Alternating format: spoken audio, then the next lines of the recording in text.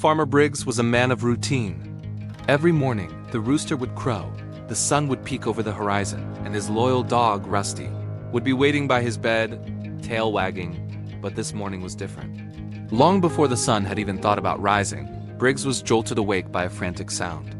Scratch, scratch. His eyes shot open. It was Rusty, clawing relentlessly at the old wooden floorboards beside his bed. The dog was whining, a low, desperate sound that sent a shiver down Briggs' spine. "Rusty, what in the world are you doing?" Briggs grumbled, swinging his legs out of bed. The old floorboards creaked under his weight. Rusty didn't stop.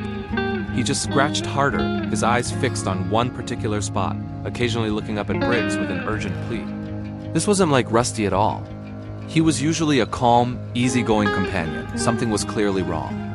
Briggs knelt down, his old knees protesting, and ran a hand over the rough wood. He couldn't see anything unusual.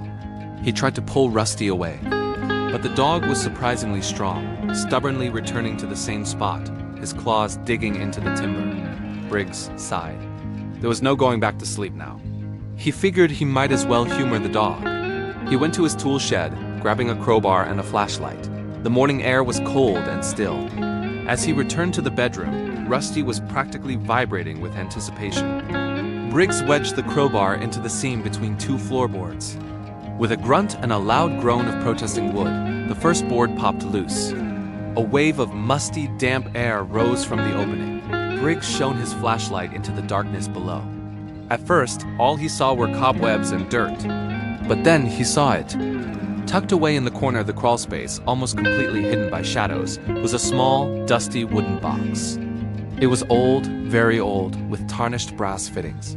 Briggs' heart skipped a beat.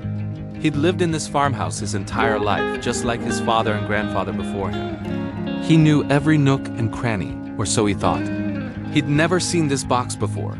How had Rusty known it was there? The dog sensed a smell, perhaps, or something more. Carefully, Briggs reached down and lifted the box out.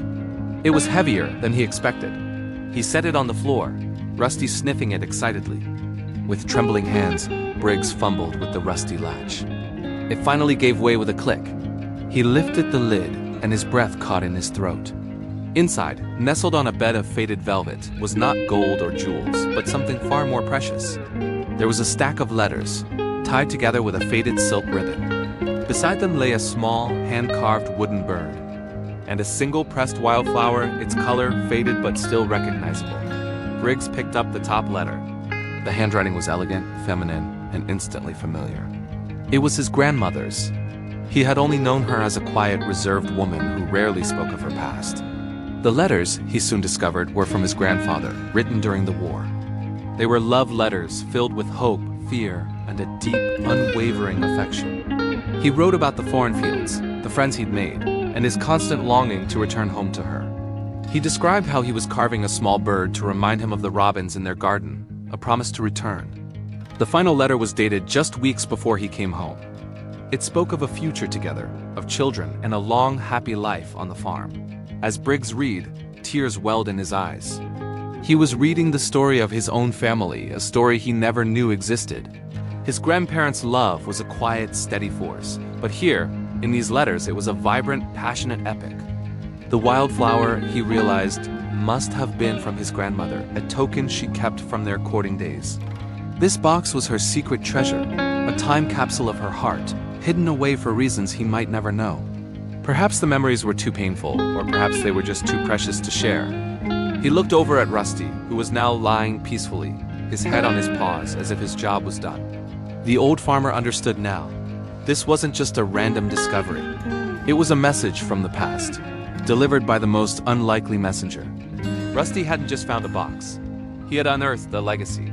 He had reminded Briggs that beneath the familiar floorboards of his life, there were hidden depths of love and history just waiting to be rediscovered. Briggs spent the rest of the morning reading every single letter, feeling closer to his grandparents than ever before.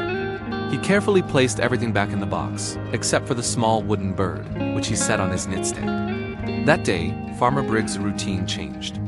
Every morning he'd wake up, see the little bird, and smile. It was a reminder that even in the quietest of lives, there are incredible stories, and that sometimes all you need is a loyal friend to help you find them. He gave Rusty an extra big hug, thankful for his four-legged family historian. The old farmhouse didn't feel quite the same anymore. It felt fuller, richer, its walls echoing with a love story that had finally been brought into the light. Thanks for watching. If you enjoyed this story, don't forget to like, subscribe, and hit that notification bell for more.